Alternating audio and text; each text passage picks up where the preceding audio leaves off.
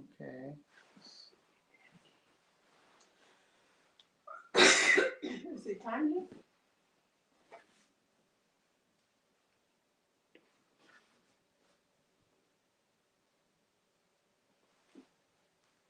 What time is it?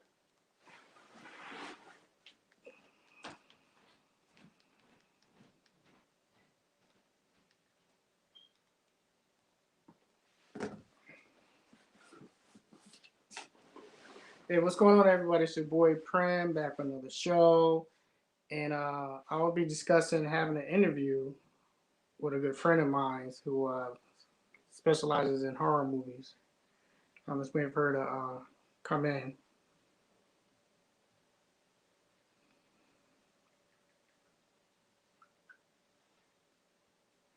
Mhm.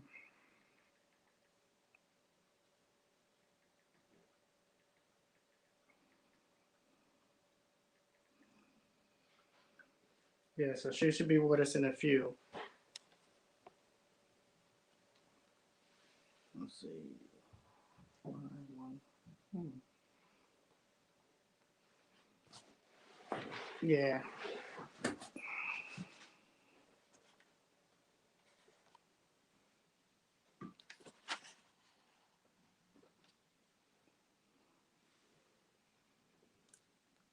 Yeah.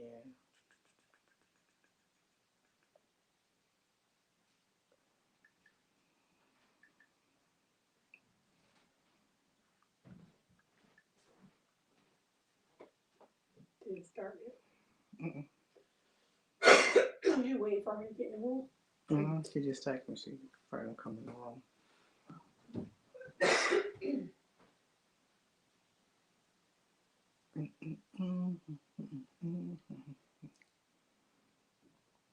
Lori, Hmm?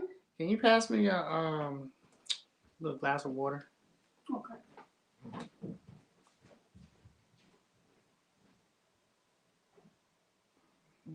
Let me get my stuff in order.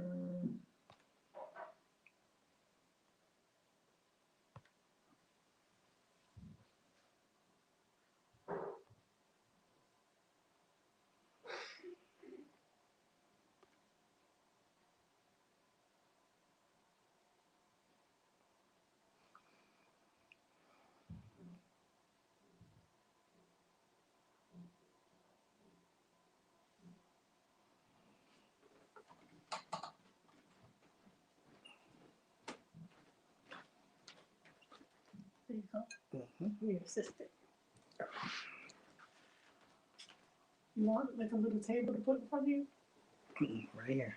Yeah, but when you have to, if you want to sit on it, you know what I'm saying? It's gonna be too high. Let me get a little. I got something right here.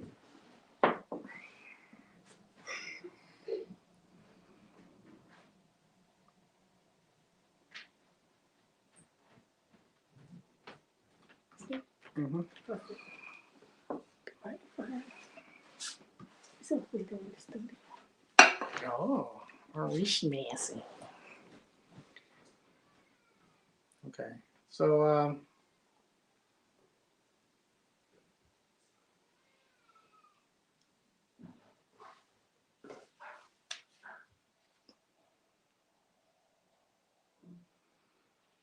just waiting for her to come in. Right now I'm live.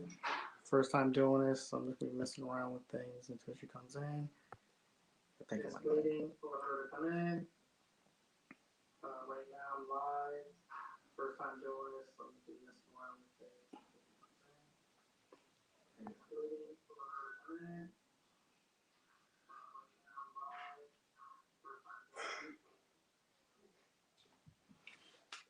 this. Okay, so I got one view, this and that.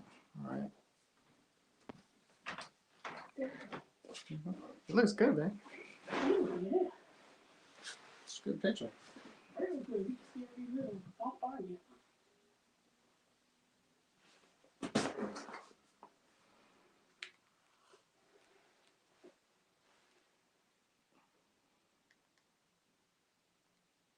This isn't live though. What do you mean? That right there. You can rewind on live. Oh, Yep, you can rewind on live.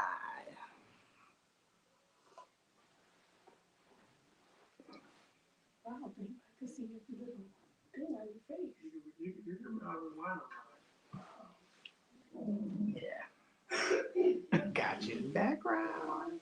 Yeah. Huh? You're saying.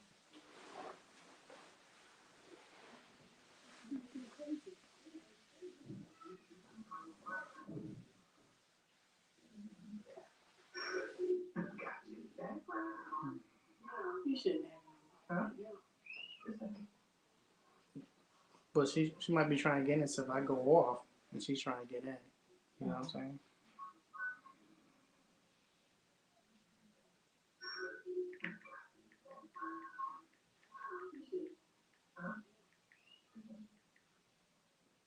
But she might be trying to get in, so if I go off and she's trying to get in. You know what I'm saying?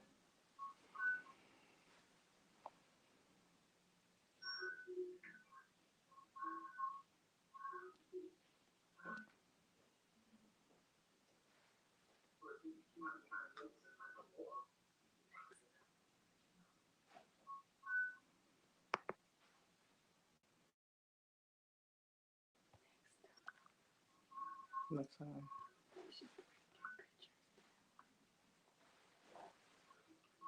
Oh, in the background.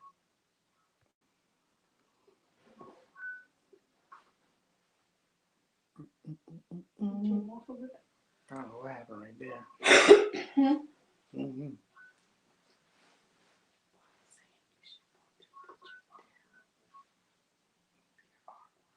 Oh, I want to okay back in. Okay.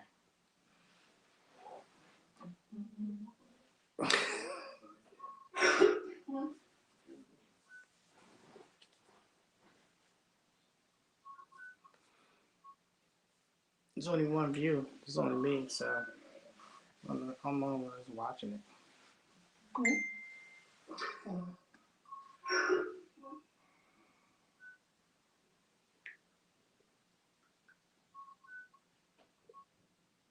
There's only one view.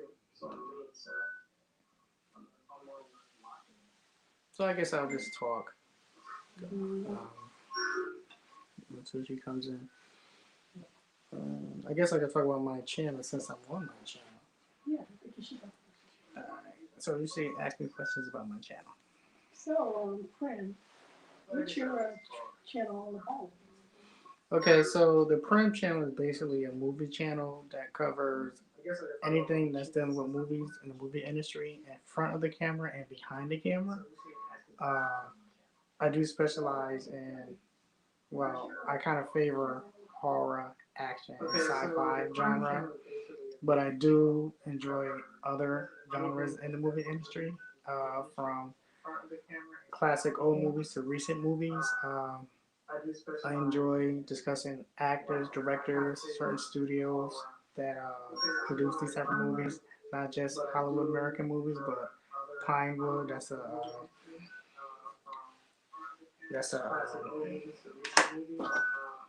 studio that's almost equivalent to a Hollywood studios.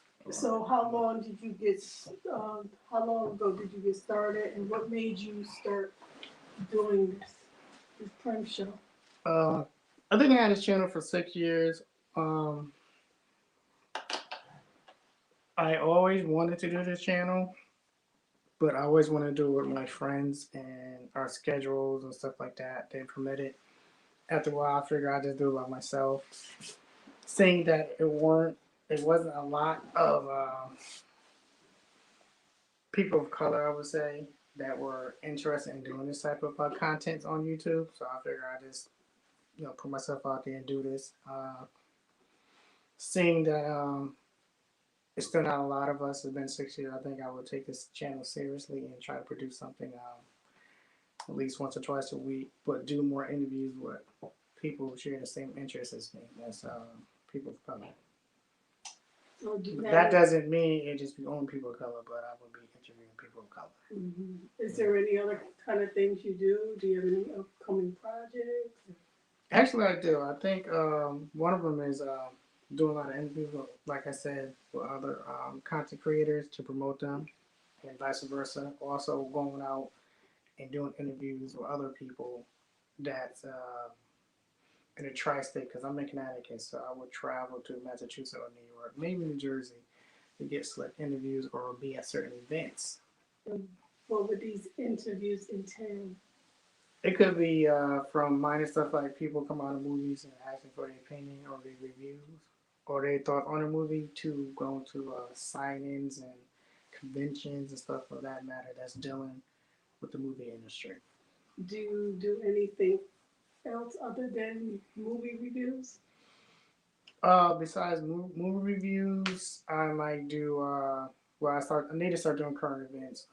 Not too much of a gossip thing, but what's coming out, what's the chatter about it, the water cooler conversation, like what's going on for us behind the scenes, because a lot of us don't do that. That's one thing that a lot of content creators don't do.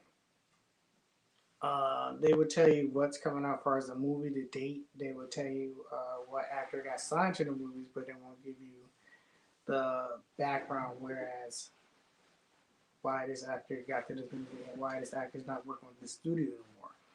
So, do you plan on doing anything local, going out into the community, maybe to some local theaters or anything like that? yeah, again, like I said, I would definitely go to movie theaters, events, but get people opinion when they come out the movie, even beforehand. Mm-hmm. I would go to events if there's movie festivals, stuff like that. I will participate in that. Even if it's actors that's around that might have a book sign or anything to that nature, I would do that too. Okay. Or even if they make a movie in our, around where I can get access to, I would do a live stream or something like that from that site. Not off the set, but near where you can see it in the back of me. Okay. So I'll do something like that also. Well, that sounds good. Seems like you. No, I definitely enjoy this. Yeah, I definitely enjoyed it. This is something that I always think about. I also do artwork and stuff like that. That's one of my loves. But at the same time, this is something that I definitely enjoy doing too. So today, yeah, sounds like you're a busy man.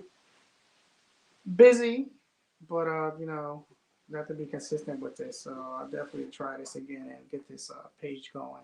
And so we have on out this page, this channel. Because I also have a group, Connecticut Movie Buff, that's on Facebook that I started a couple months ago, and that one is starting to do fairly well with itself.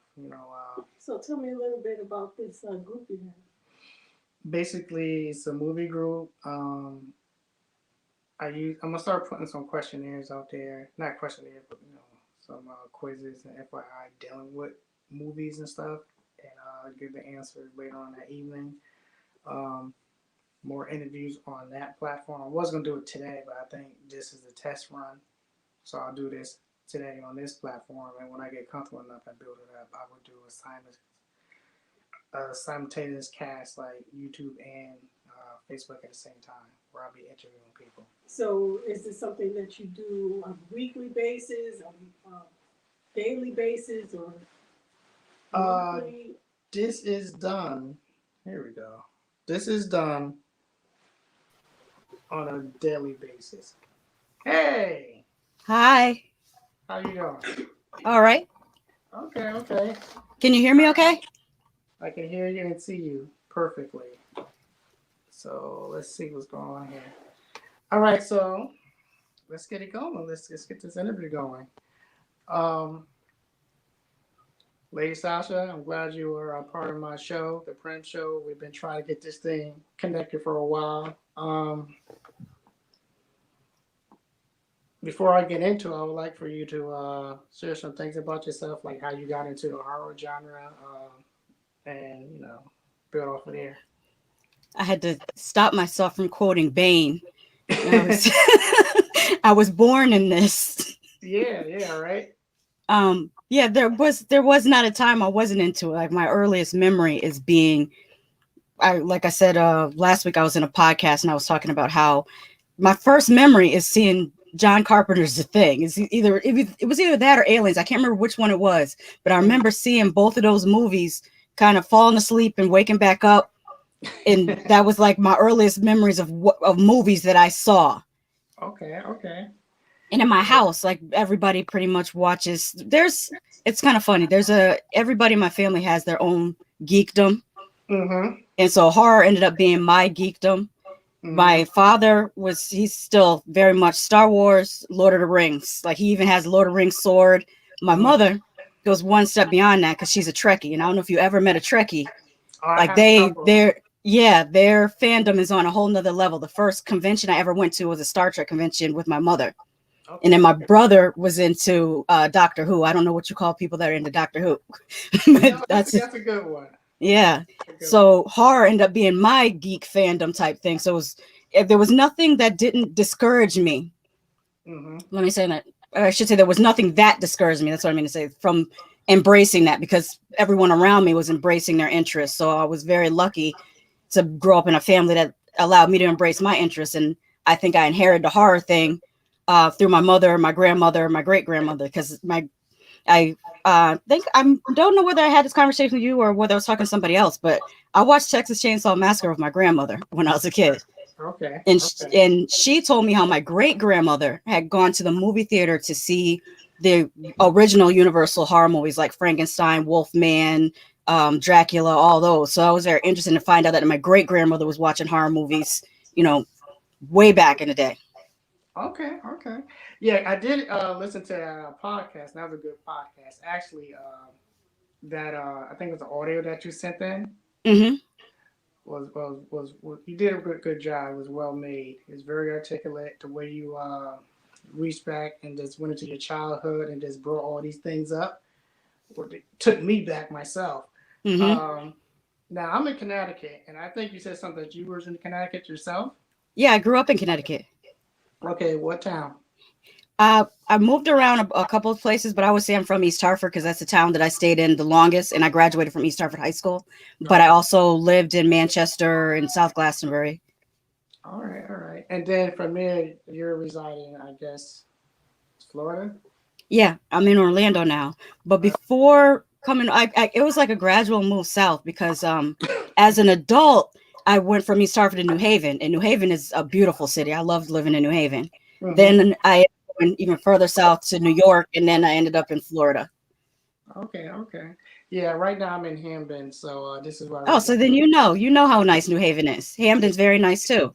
Yeah. I used to work in Hamden. I worked at Eli Whitney Tech. Oh, okay. That's actually less than 3 minutes away from me because I live right behind the plaza. So, oh, wow. Yeah, I'm real close. But I did have some questions for you. Mm-hmm. And after the question, we could go into some more conversations. But let's put the first one up there, and that is, what category of horror do you like? And what I mean by that is, are you into slashers? Do you cater to the monsters, the possession type movies, or the revenge? Which one do you? I would say probably. It's hard to narrow down to one. Mm-hmm. I definitely have a soft spot in my heart for slashers. I grew up on. I mean, anybody grew up in the 80s. You grew up on slasher movies. Mm-hmm. So I love slasher movies. The movies that affect me the most would be possession movies, because slasher movies, I could watch people get chopped up all day, go right to sleep, have no problem. But there's something about you put a demon in something that affects me. I'm gonna the other day I was watching something. I lit incense and burned some sage watching that movie. It was, yeah, demons. They get me shook. I have to admit to that. Okay. But favorite, I would say, is probably gory B movies. You know what? I think that's something we can relate to. I grew up with trauma. Yes, I was about to say The Toxic Avenger, but my mind.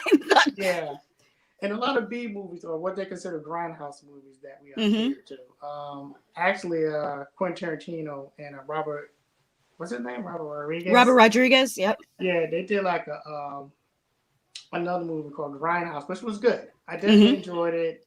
Planet Terror, another one that Quentin Tarantino did. And it was like paying homage to Grindhouse movies. Mm-hmm. So I definitely enjoy that film. But I definitely agree with you on that right there.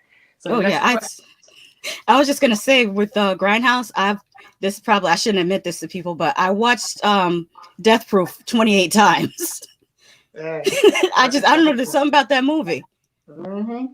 So the next question I have for you is, what decade of horror movies was the best for you? You think it was the 70s or the Hmm 80s or the 90s? I'm gonna say the 80s because even the bad horror movies were good because they would do something to make up for it. Like, say, if they got bad acting, they don't have any story, maybe they make Mm-hmm. up for it with gore. True. Or if they don't have a lot of gore, maybe they make up for having a very interesting story. Like Troll. I don't know if you remember the original Troll.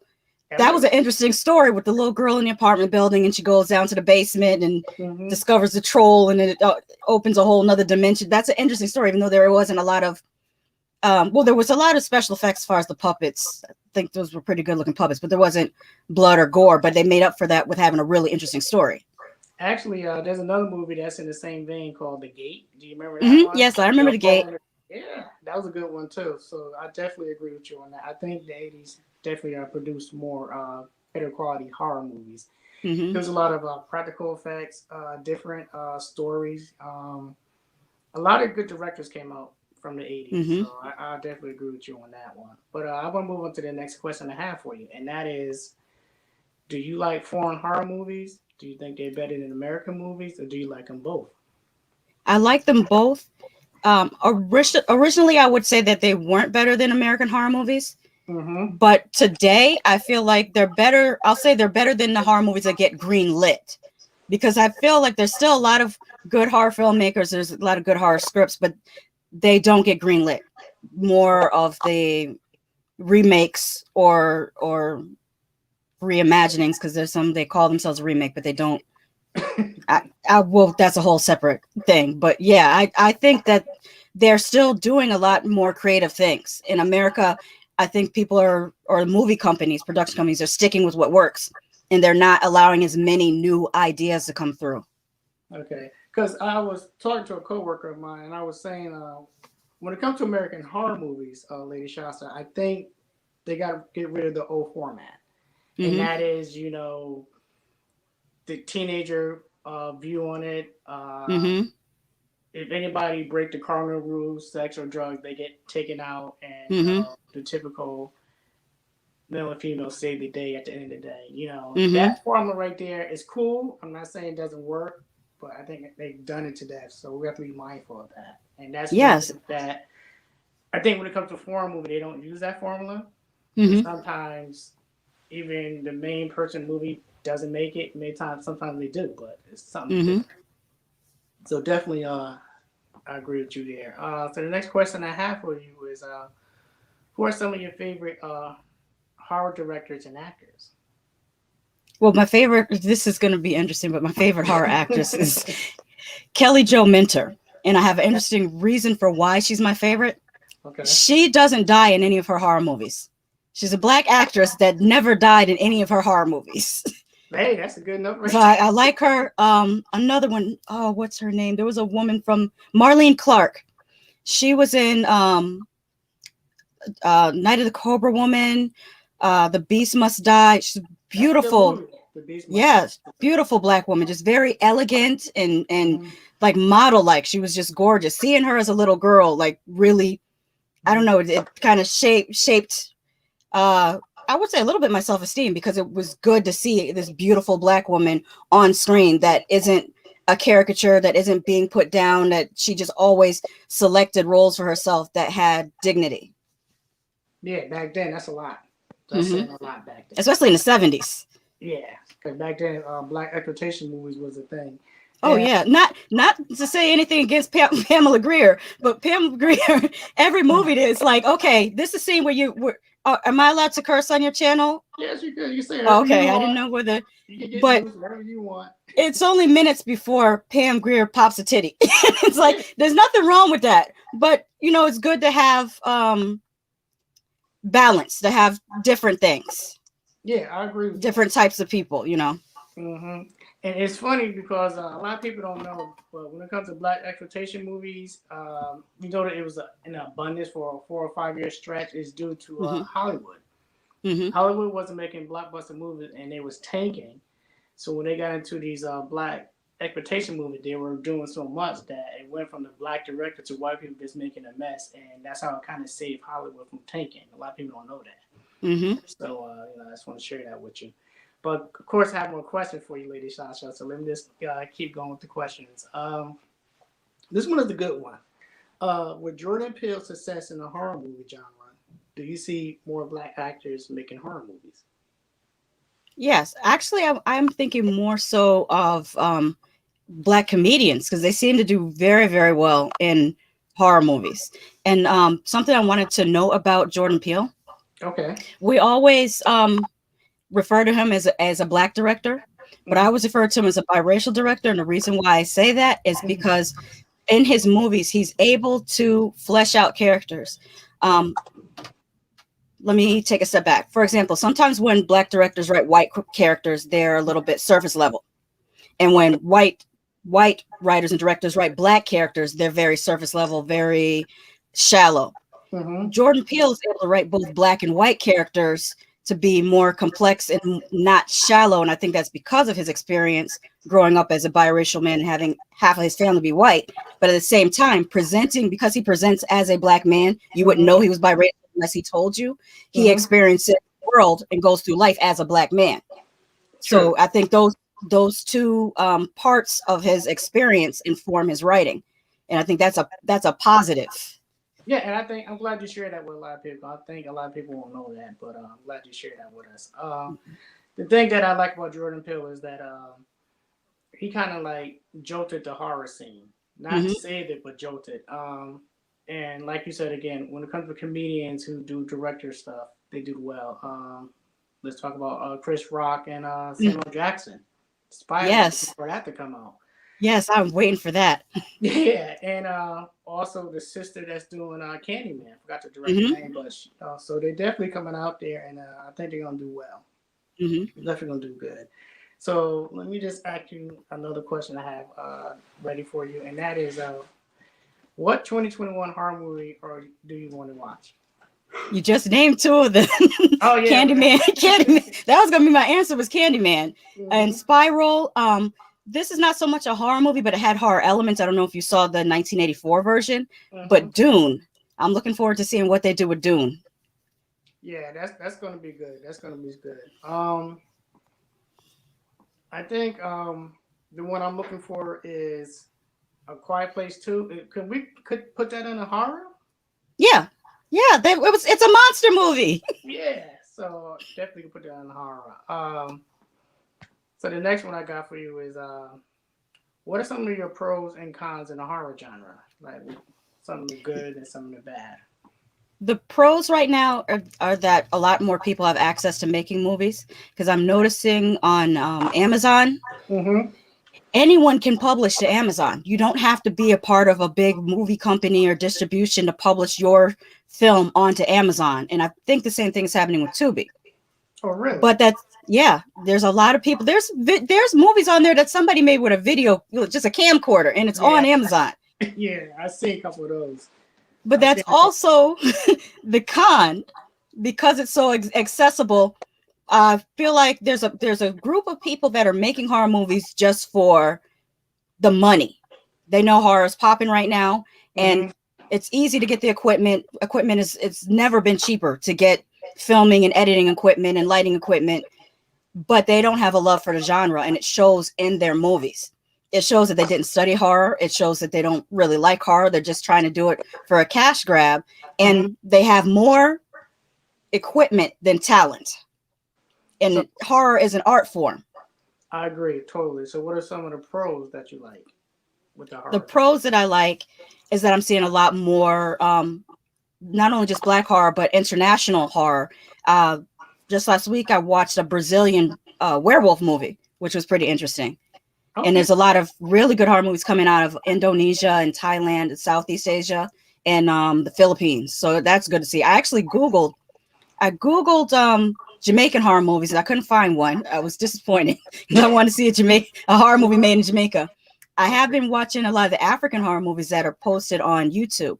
The unfortunate thing is a lot of African horror movies are not posted on IMDb, and there isn't a database for African horror movies. They're each by country. So you'd have to look up specifically Nollywood movies, specifically Ugandan movies. But I wish there would be, like, if you Google Asian horror, you don't have to put in China, Japan, South Korea, it'll come up. But if you Google African, it's not the same. So I hope that they're able to correct that so that more people can see the movies. All right, because we just watched something on Shudder dealing with an Indonesian movie, and I can't remember the name of it, but it was dealing with like an orphanage, and something happened, and the spirit came and revenge on the people until they corrected the issue that was wrong. Yeah, definitely agree with you right there. So the next question I have for you is, what are some of the things that we can expect on your YouTube channel this year? Well, that actually, talking about the international horror leads right into that. I'm going to be reviewing more international horror movies, and investigating a way of putting subtitles on my videos so that the people from those places could also see that Americans are watching their movies and can read the reviews in their language. Oh, okay. So you want to cut in edge? I'm definitely looking forward to something like that. A question for you though. I know that what's that guy? What's his name? James Wan is coming up with another Conjuring movie, and it's in production now. And he won't be filming it, but he's helping a new director shoot it. What do you think about that? I don't like when directors put their name on other directors' work because it could bite them in the ass. Because we saw that with John Carpenter in the 90s. He kept on putting John Carpenter Presents, and then you get something like Ghosts of Mars, and you're like, I don't know if you wanted to put your name on that one, buddy. Yeah. And also, I believe, oh God, the gentleman that's doing the next Conjuring movie, I think it's the same, if I'm not mistaken, I think it's the same guy that did La Llorona, and that wasn't that great. Yeah.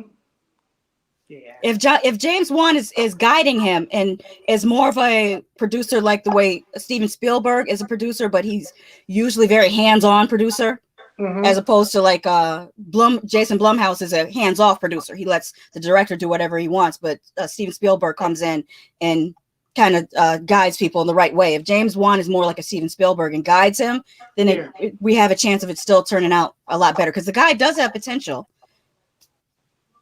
Okay. All right. So another thing I was talking about with my lady was more YouTuber content that dealing with horror content. And of course, I came across you a couple of years ago, and I've been following you faithfully, and you're interacting and stuff. But I would like to do more of this, like live interviews with you, and add more people that share the same genre and stuff that we like. And hopefully we could build this platform where there's more people that can see the algorithm, because for some reason, definitely, it's not there. Before I got up here on live, I sat there and I just went through it. I did what I could, and I just came up with you. You popped up. And this other sister that popped up, her name is Chauncey. I'm not sure if you're familiar with her stuff. Yeah, I know her. We follow each other on Instagram. We talk back and forth. Okay. Yeah, Chauncey's real nice. She's cool, and she's definitely thorough, and she's very knowledgeable when it comes to the horror genre. So I would love to just get all of us together in the future and just really have a powwow and do a little live stream. But this is something I've been in the making for a while. I'm very happy that we got a chance to do this now. Like I said, this is my first time doing a live feed. I think it went off well, Again, if I come across something that's worthy to share with you, and we can do a live stream, I'll definitely give you a heads up down the road and see what your schedule look like, and we can do this again. Again, if you want, you can let people know what your channel and any information that you want to share, they can follow you. Oh, sure. My channel is called What Did I Just Watch? And it also has a companion website called whatdidijustwatch.com, where I also write about horror TV shows and movies. Not every review I do is on video. Some are written. I recently did a review for, there was a documentary on Black horror, horror noir. It was on Shudder. And I elected to write that review because I wanted to be more thought out than just getting on video and talking. Okay, so how long you been doing, or how long you been writing reviews? Probably I started writing first. So I used to have a blogger years ago when probably 2012, around 2012. Mm-hmm. And then after a while, I got, I guess, the courage to get on camera and talk. Okay. Yeah. So, how that even happened? You just jumping on camera. You was like, you know what? Let me just do it, or did somebody assist you or tell you like, hey, you're so good, you should transfer over to No, actually, I would look up horror reviewers, Mm-hmm. and it seemed like at the time when I started, I want to say it was 2016, I think. It was mostly white male reviewers, Mm-hmm. and nothing against them. I still watch some of them. Like I like Red Letter Media, and we watched a movie. Those are Mm-hmm. entertaining, but there's more perspectives to be shown. And I didn't at that time. There weren't a lot of women, period, talking about horror, and even less Black women talking about horror. So I said instead of complaining about the problem, try to be part of a solution. Yeah, and I think you're doing a good job with that. I think you, like I said, on the forefront with that. So, is there any questions you have for me? Yeah, I actually wrote down a couple questions. Some of them might be similar to your questions. That's cool. That's cool. Hang on just a second. I have an older phone, so everything's slower. Okay, my first question was similar to your first question. What made you get into horror? Oh wow. Let's see. There was a late night TV show. It was called Elvira. So I got introduced to horror that way. Then going to the Forest Movie Theater in West Haven, Mm-hmm. and then there was like I consider it a grindhouse type of movie theater in New Haven, the Schubert. Mm-hmm. Uh, then from there was the VHS tapes. Uh, then it was definitely Tom McKay video stores and Blockbusters where we get a lot of movies and stuff. And I had one friend that was heavy into horror movies, so we used to share going back and forth and talk about the special effects, the kill rate, and all that stuff. And that's how I got into horror. And I continued watching horror. The thing about horror movie, I know it's a movie, it's discipline, it's fake, but I definitely enjoy the storyline sometimes. Sometimes they have a message, sometimes they don't. Sometimes it could be focused on a current event thing like Night of the Living Dead. That was like a social commentary that he Mm-hmm. was really saying with that movie. So that's how I got into horror. The And funny still thing to of this day. I saw Class of Nukem High at the Schubert Theater. Oh, really? Mm-hmm. Okay, okay. That leads me to my next question. What are your favorite 3 subgenres of horror? Oh, that's easy. Possession, uh, slasher, and monster for practical effect. I do like Mm-hmm. CGI when it's blended well, Mm-hmm. but I do cater to practical stuff. Like the first thing that was in black and white when it was in Antarctic, and then the second one that John Carpenter did. The Mm-hmm. third one wasn't too bad, but they kind of relied too much on the special effects for me. I think one of the best movies that blended practical and special effects, or Mm-hmm. CGI rather, is Species. They did a really great job of having the creature being presented in practical effects, but using the CG to augment the transformation or to augment her movement. Yeah, I got all of them. I just brought all the movies on Vudu, so I have the whole collection now. I just Oh, first very bought nice. them. Yeah, yeah. What is your favorite Black horror movie? You know what? That's a good one. So let me think about this. Hmm. I would say the Dracula one, Blackula, Blackula? but right now I'm gonna have to go with Get Out. Yeah, I'm that gonna have to movie is go. amazing. Yeah, I'm gonna have to go with Get Out.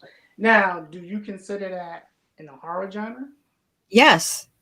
Why It's is that? almost like it has a feel of Body Snatchers. It has a Mm-hmm. feel of Stepford Wives.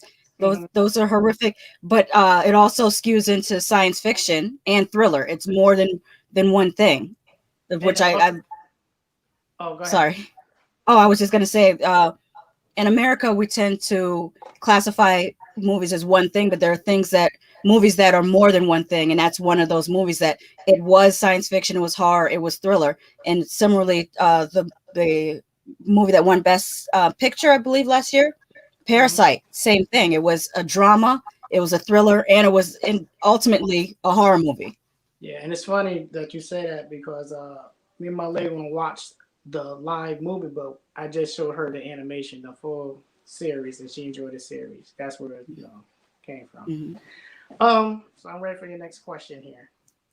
That actually leads us to my next question. What is your favorite Asian horror movie?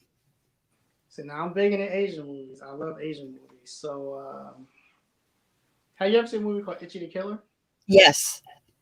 Okay. Yes. Have you seen that one is wild. I like stuff. I'm picturing the opening. I'm not going to describe the opening because we'll probably get like blocked off of YouTube. But there's a channel. What is his name? Spooky Rice. Have you ever seen Spooky Rice? Following that brother for like a good year. Yes, he does excellent reviews of extreme horror, and a lot of times he does them for Asian horror movies. And he did Ichi the Killer. Mm-hmm. So I do like Itchy the Killer, but as far as horror, there's one called As the God's Will. Is that the name of it, Lori?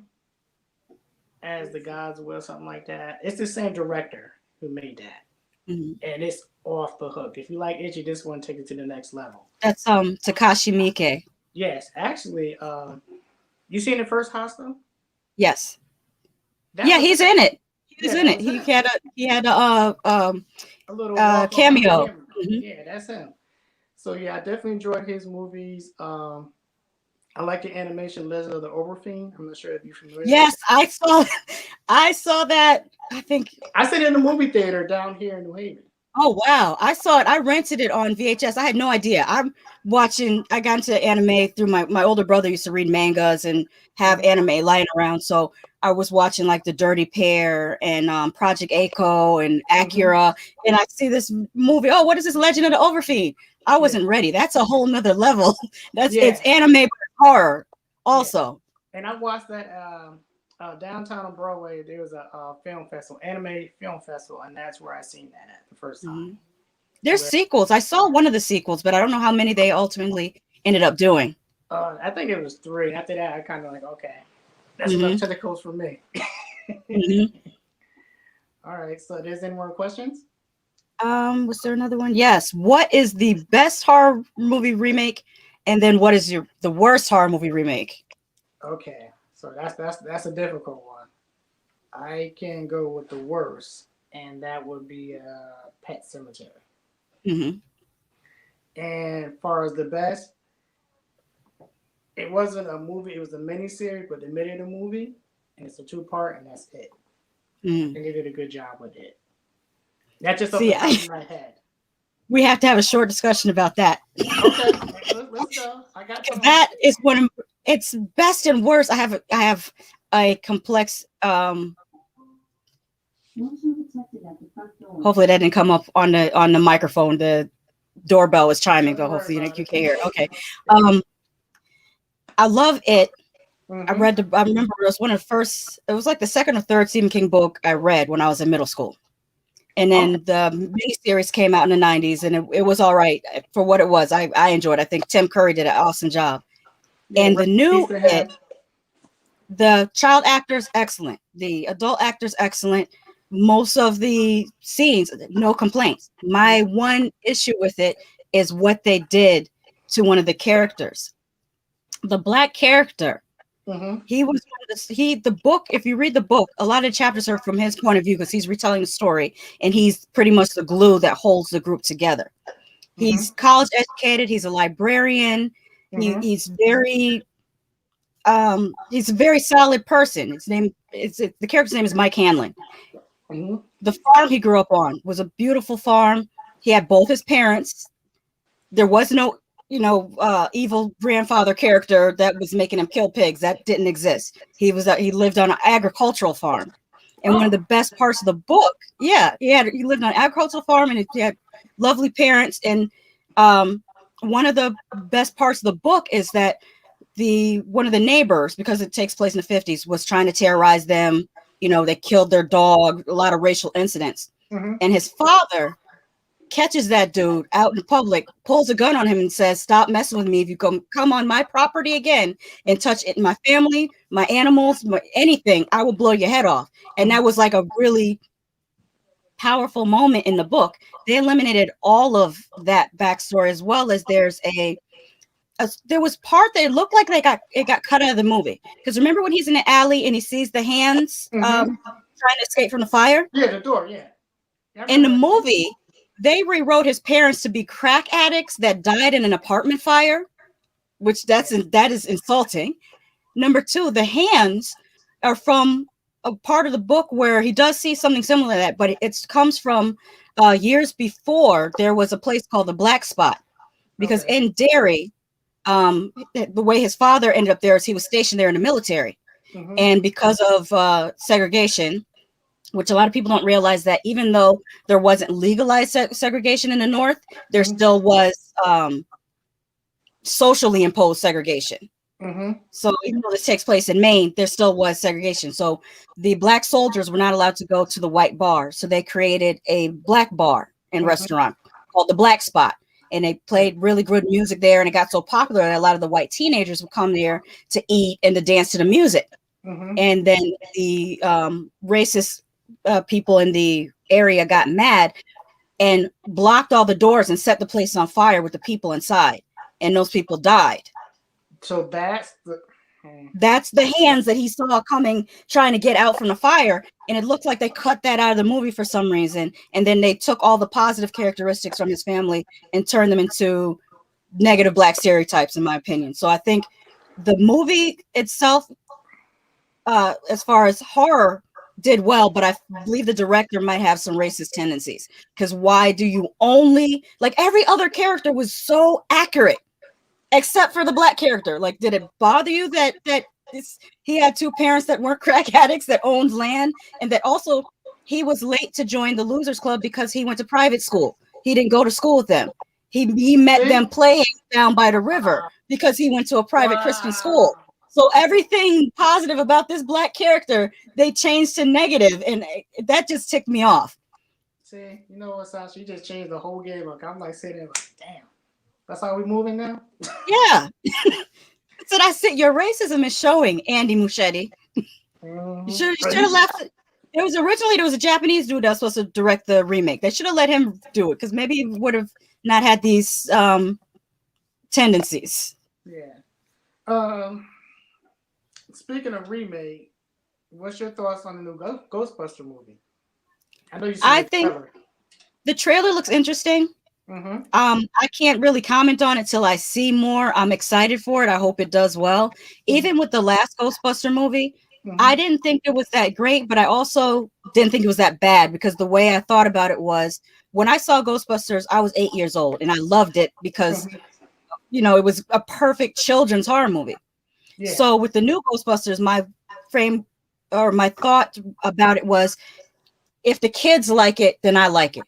If the kids enjoy it, then that's what it's for. Yeah, I think that's a demographic anyways. Like you said, when we watched it, that was a demographic still. I think it's still going the same way. I think it would be PG-13. The tone looked different. How the way it's shot is more grittier. The last one had more color in it, and the first one had color in it. So we'll see. I think the director who did the first one, son, is doing it, or the director who did American Werewolf in London, his son is doing it. Oh, wow. Yeah. That made it more interesting to me. John Landis, his son, there was something I saw his son directed. I can't remember what it was, but there was something I saw his son directed. I can't remember what it was, but I remember enjoying it and looking up the director and finding out that it was John Landis' son. Yeah, so definitely looking forward to that. Yeah, but I think as far as the horror genre goes, it's getting bigger. There's a lot of stuff that me and my lady seen on Netflix that we enjoyed. I just showed her Raw. You ever see that movie Raw? I've seen it. She was like, it was a little slow burn for her, but I think she enjoyed that. Again, I'm trying to think of some foreign movies that I seen that you might have seen. Let Me In, Let the Right One In. Yes. I read the book and I saw the movie. That's another one where the American remake kind of see, I can't talk about that because that's a spoiler. I was going to say there's one major change in the American version to the European version, but it's a You can see spoiler. It's a reveal. I seen the original. Okay, so if you guys have not seen let the right one in, come watch it and then come back and watch the last 10 minutes of this video, but I'm about to spoil it. Okay. In the movie, Ellie keeps saying, I'm not a girl. And a lot of people take that to mean, oh, they're saying they're a vampire. No, when Ellie says I'm not a girl, he means he is not a girl. His name is Elias, and Ellie was a shortened version. He's a little boy. But throughout the European movie, there's this flirtation with Oscar, I believe. Was that the American name or was that I can't remember whether that was his name in the American version or the European version, but they're flirting, they're holding hands, and the American audience probably felt they weren't ready to see a reveal that this little boy is holding hands with another little boy. But people, why is it more palatable for you to believe he's holding hands with a vampire than another little? But you know what? It's funny. I'm glad you touched on that because I think that's one of the things that kind of edges out American movies. Besides America using the format, is that a lot of foreign movies take it there in the original, like Martyr. I'm not sure if you ever seen. Oh yeah, that one. That's nihilistic. That's just the director said he was in deep depression at the time he made the film, and he pretty much channeled all his depression into that movie. Yeah, it was definitely a heavy movie. What's another one? I can't think of the name of it. When a girl thought somebody was chasing, but she was the killer. Oh, Hot Tension or High Tension. High Tension. Yeah, stuff like that. Like they always are willing to take a chance on certain type of movies, stories, and just put it out there. And I think some American directors are doing that, but I think they need to get rid of that format that I spoke about earlier and just take chances and stuff. But I think we're sophisticated enough and mature enough to enjoy those type of movies. Yeah. So sometimes they take it too far in Europe though, because that Serbian film, the whole thing with the baby. I said y'all taking it too far with the baby. All right, no, but let's talk about that because there was after seeing this group, there's two young ladies. One I think she's I'll say white and black. They're college students, two females, and they do horror reviews. They're very thorough, Sasa. They're very thorough. So a while ago, they did a live discussion on revenge horror. And are they going too far with certain things? So they did, they cover I Spit on My Grave, the original one, the new one, the rape scenes and all that. And what they were saying was it's the individual thing because you don't want to get censored like they censoring comedians and stuff. What's your take on that? That one is kind of hard because in order to do revenge movies, you have to make the inciting incident tragic enough for you to identify with the person that's trying to get revenge. So how do you do that without showing, or how do you show it without being exploitive? And I was watching, someone did like a horror retrospective that was talking about rape scenes being shot in different ways, whether they're shot more in a horrific way or if they're shot in a tantalizing way. And it made me think about that. Like, it's how is the director showing these, I'm going to call them inciting incidents because I don't know what I shouldn't have said the R word because sometimes the algorithm will try to shadow ban you for saying that. But situations. Yeah, we'll say tragic situations. Yeah. There's a way to shoot it. Like there's a movie, it was called Irreversible. I seen that. Yeah. Yes, the way that was shot, I kind of feel like it teetered on male gazy rather than showing the tragedy of it.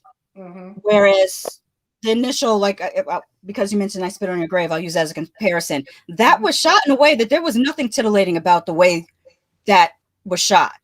There was nothing. Or a movie like Savage Streets. Do you remember Savage Streets with Linda Blair? Wow. wow.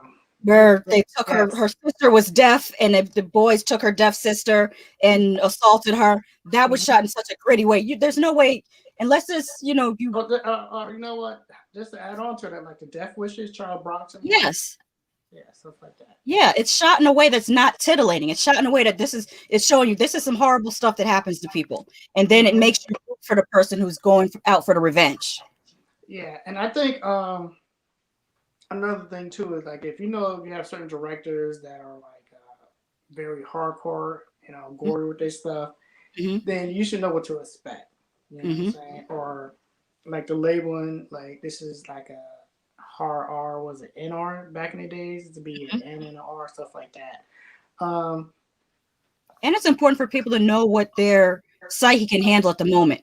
Try to be self-aware of what you can take and what you can't take. I brought that up when I did a review of Antebellum, because I feel like there's certain times in our lives where we don't need to see a slave movie as Black people. There's just you have to be in the right frame of mind, or else it can be detrimental, especially. you know what? I don't want to get off task, but I definitely want to stick to the slave movies. And which are horror movies. People don't want to admit them, but that's horror. What you're seeing is horrific. that's factual horror. That's part of our American history. I would say this. It's definitely needed. It's definitely needed. The only catch I have about it, Sasha, is this.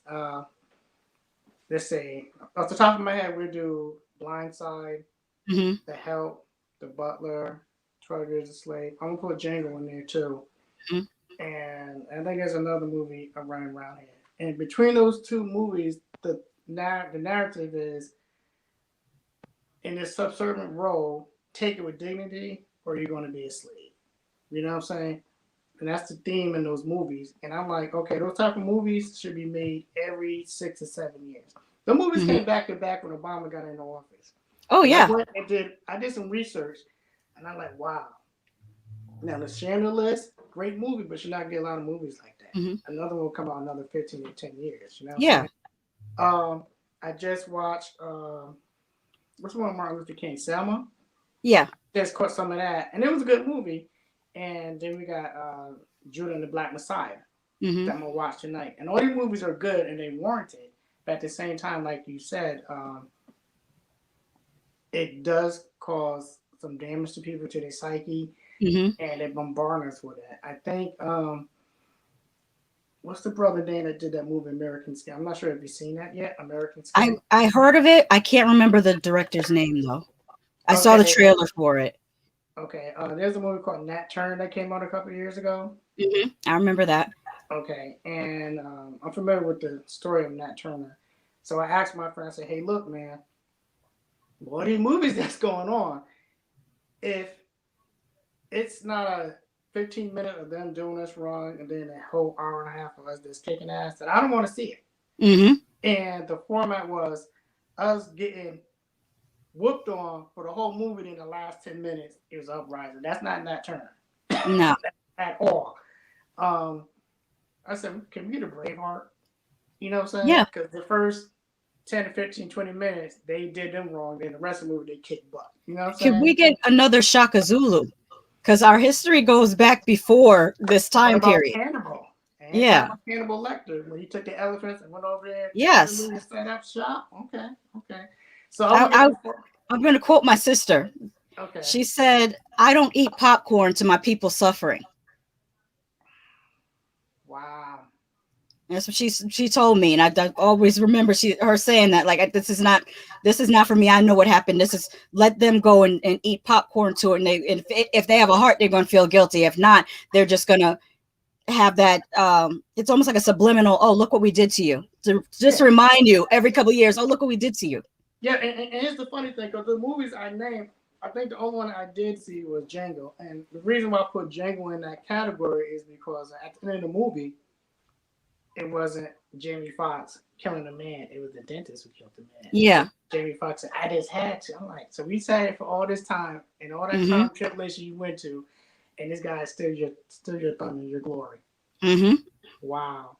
But in that movie too, at the bar when he was drinking, that was the original Jango he was talking to. Oh wow. That was the original Jango he was interacting with. So that was kind of cool. So yeah, those movies like I didn't watch them like The Help, The Mm-hmm. Butler, I never watched them. Blindside caught that. I'm like, here we go. Mm-hmm. So I was like, okay. Not like I said, I like the movies. They far in between, but they just bombard us so much, Sasha. I was like, is this like by design? I'm not sure. I don't want to get too far away in that, stuff like No, that. no, no. There was definitely a backlash when Obama was elected, and I feel like some people were even now. There are people that were losing their head because of Kamala. Really? Yeah, on both sides, because it was really weird to see. Well, I shouldn't say both sides, because when you read comments on the internet, there are people that I believe that claim to be black. They have a Mm-hmm. black avatar, but what Mm-hmm. they're saying, I look at that and say that this can't be coming out of a black person's mouth. Oh yeah, that's the But it's- facade. That's how they do that. They do that stuff. yeah. So I Um. take back the both sides, because my mind was thinking of black commenters I was seeing, but now I'm acknowledging that those commenters may not have been black people at all, just have a black profile picture. So True. True. Here's a question that I meant to ask. I was going to write it down and say it at the end, but I'll ask you now. With some of these are elite actors, from James Earl Jones to Denzel Washington. I'll put Morgan Freeman in there. Would you like to see him do some horror movie? Because I think it's time. I think mm-hmm, it's time for these brothers to like step over. You did everything else. You did your drama. You did your period piece, your bio, mm-hmm. your love story, your romantic comedy. It's time for these brothers to like get over I it. would rather see them do horror than keep trying to do, like, I think Denzel just did. Two people that were that are making you really try to suspend your disbelief are Denzel and Liam Neeson. No, we don't want to see 70-year-old action stars. I don't care. It's not believable. I'm sorry. We don't let the young dudes get on. Let this 20 something year old actors. Why am I not even in Judas and the Black Messiah? Mm-hmm. The two characters that they're playing are 19 and 21 years old. Those Mm-hmm. two men at the time of his death was 21 years old, but you have these older actors playing them. It's like the young dudes cannot get on till they're 35. You can't even be a Marvel superhero till you're 40. Oh, If you're not 40, you can't be a Marvel superhero. Hold up. Hold up, No, I love my generation. I love Generation X, but come on, we're gonna break down eventually. Our bodies are gonna break down. We're in great shape and we look young for our age. But but let some of these young people get on. Now, here's the thing that I had a conversation with my lady with. We talked about Terrence Howard, Mm-hmm. okay? And we talked about the situation that happened with him and Iron Man, him not getting a role. Mm-hmm. And I was explaining to her just my opinions. I'm just going to share this with you. And I feel like that was a great retrain for Terrence Howard. What happened was he went to negotiate. Mm-hmm. She never went to negotiate. I feel like when you get minorities or melanated people Mm-hmm. to get into a popular mainstream movie, you play the game because you're getting exposure. Mm-hmm. You get exposure to different directors who would say, well, "Who is this Sasha? She's good." You're getting exposure like, "Well, who is this Sasha? I like what she. Let me go see more of her movies." Mm-hmm. Now you're building that, so when you go, you can come with this. He didn't play the game because they told him that your character War Machine it will be in Iron Man 2, 3, Civil War, Mm-hmm. Avengers, all this stuff. And on Disney, he got his own show coming out. Yeah. So what you trying to negotiate, brother? You should have. Also, he didn't weigh the situation, because if he actually looked at the facts, if I recall correctly, Robert Downey Jr. only got paid $300,000 for the first Iron Man.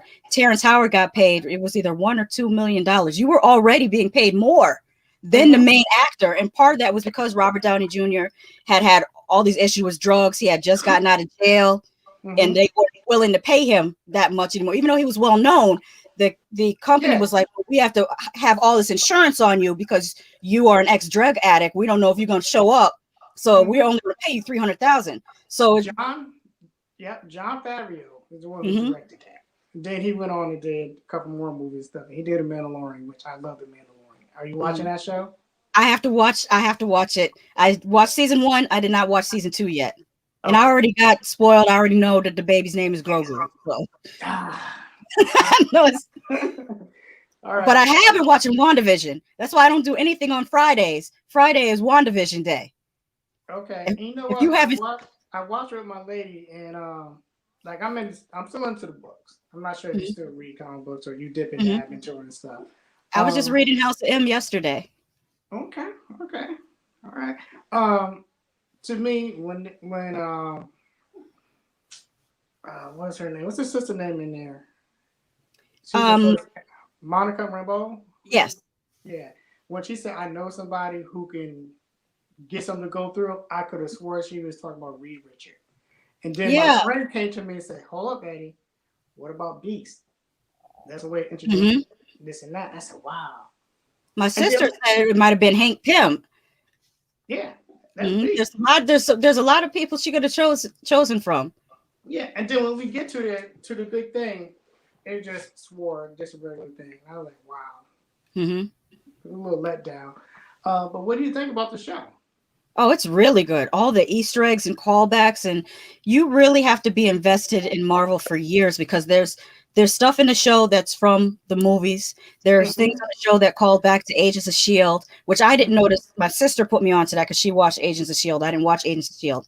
Mm-hmm. There's also things that call back to the comic books. They really tried to put a little piece of everything in there for the different types of fans. Something for the comic book fans, something for the people that watch the TV shows, something for the people that watch the movies. They really thought things out really, really well. Yeah, I think this is one of the riskiest things that they put out, and I think they knocked it out the park with a home run. Seeing that it doesn't have to be action every 5 to 10 minutes, explosion and stuff. It is well written to me, hmm but for me, because I'm older, I remember those shows. Oh, me Uh, too. I so that was remember yeah. Bewitched. So Oh, it was cool. It was cool to see those shows and stuff, and how they just brought it up. It definitely put some money into production. Like they put some money in it, stuff hmm like that. oh yeah. The credits are like 6 to 9 minutes long Yeah, at the end of the show. yeah. Now, since you very versed in a Marvel universe, what do you think about Paramount selling back the Hawk, the property, the rights? I didn't hear about that. They That's back about at to make me that you about to make me cry. I heard Whitney Houston in my head. Didn't we almost have it all?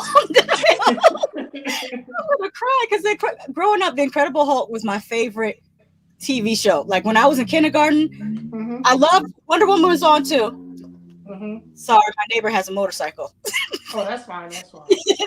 and it's Florida, so they're gonna ride. I don't blame them. They probably get probably cheaper. Good way of saving money because everybody in the neighborhood seems to, if they have a motorcycle, hmm since the pandemic, they've just been riding their motorcycles to work rather than their cars. And I think that's probably just to save a little bit of money. But hmm I was gonna say, yeah, Incredible Hulk.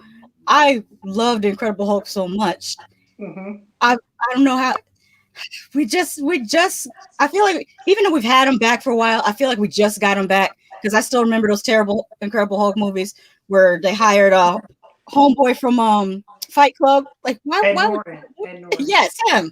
Why would you even hire him I mean, I get the contrast of him being such a little guy and him being a Hulk, but I just didn't like him as Hulk. I like the current gentleman they have playing the Hulk. Yeah, I'm Eric. just and we just got Spider-Man and Deadpool and we just got the X-Men and you're gonna try to steal the Hulk? These Well, companies. actually, I'm not sure you're familiar with, but this is official. She-Hulk has her show, Yes. and Abomination, the guy to play Abomination, will be a part of that. hmm So that's a good thing. But they're back at the table negotiating with Paramount, and hopefully they can come through with something because they haven't made a Hawk movie in years. So On they the can probably bright side, Marvel just got back Luke Cage, Jessica Jones, and Daredevil. Iron Fist. Iron Mhm. Fist. So they can probably redo. Luke Cage wasn't bad, and Jessica Jones wasn't bad, but Iron Fist, that was That was trash. yeah, it was so bad.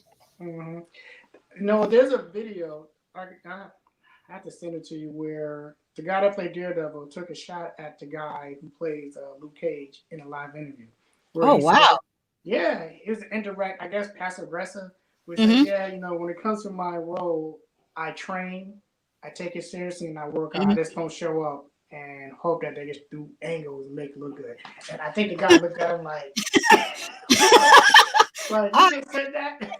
That's shady as hell, but I'm not mad at him, but he should have said that about Iron Fist. Because that dude, he can't even throw a punch. You said about Iron Fist. That's what Oh, you said Luke Cage. That's what threw me for a second. Sorry, okay. Yeah. Oh yeah, he deserves that. He deserves that. Because that's terrible. Because you can see the difference if when you watch Daredevil and you watch. I haven't seen the full series, but I've seen a few episodes, and the fight scenes are way better than what I saw in Iron Fist. It was trash. And the guy knew what he was getting into, and yet he didn't take it seriously. Like the guy that's doing the new Batman movie. Oh, he pissed me off. He said, not working out. I don't need "Yeah, you're part of the problem if you think I need to work out." But then that's their own fault because DC just keeps shoving Batman down our throat like that's the only character they ever had. It's like you have 100 other characters. You could let Batman sit down for a few years and introduce some other characters. Okay. There's so many people online that want to know about Martian Manhunter. They've nothing. So here's the question I can present to you then. There's no right or wrong question to it, but Black Panther, do you think it should have continued with the Black Panther character? Well, from what I've heard, that there's a part in the comic book series where Shuri takes up the mantle of the Black Panther, so they could just skip to that part. It's a shame that we lost Chadwick Boseman because it would have been nice to see him with Aurora. Because in the comic series, Black Panther ends up marrying Storm. Yeah. And like there's an iconic picture of them with her standing next to his throne, and it's a shame we don't get to see that. But you know, this being comic book movies, they reintroduced. How many Spider-Man we done had? We had 3 Spider-Men, so they could reintroduce them 10 years from now, and I wouldn't be mad at that, just as long as there's time in between. Yeah. The reason why I asked that question, and that's a good answer that you responded with, is I want them to treat Black Panther like they treat Batman, like they treat Spider-Man. I think that character would have put on Black actors on the map. There's no wrong with what they did because remember, Kevin Feige making that move and saying no, he's taking millions and billions off the table. That's the money maker right there, Black Panther. In the books, Shuri takes over, but in the book, because I read them, she was already athletic and fighting this and that. The Shuri that we got, that made her tech already. So it's hard for you to transition her over to like all this stuff. Oh, yeah. So stuff like that you gotta watch. There's other Black Panthers that you can go with. And you can call them from like a friend of mine. Well, I call him my cousin. We're not related. He said right now with Spider-Man 3. Doctor Strange and WandaVision. Since they're playing with Dimension in Time, you can get another Black Panther from different. Yeah, times. I was just thinking about that. The multiverse. You could get him from just like what they just did with Quicksilver. They just snatched Quicksilver from a different Quicksilver from a different multiverse. They could do that.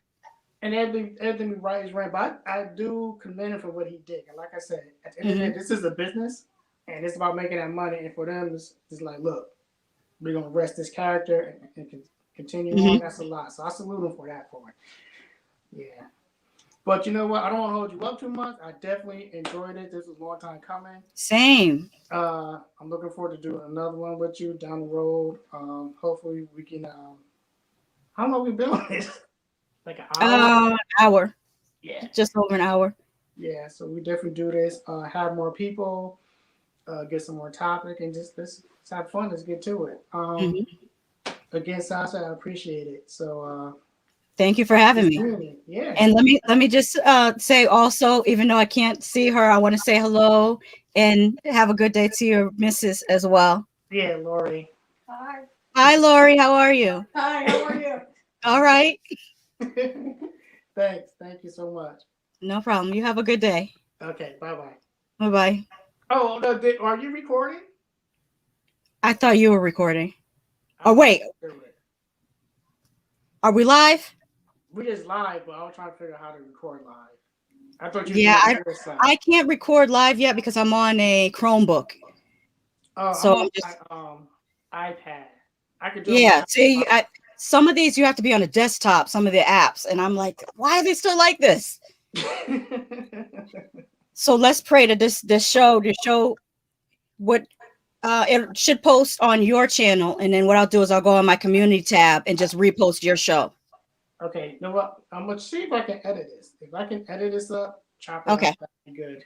If not, fine, we just put it out there. Like I said, this is the first run, and I'm glad you was here to start this journey with me. It'll be many more. All right. So if anything happens, I'm willing to re-record. So Okay then. all right. Bye-bye. Bye.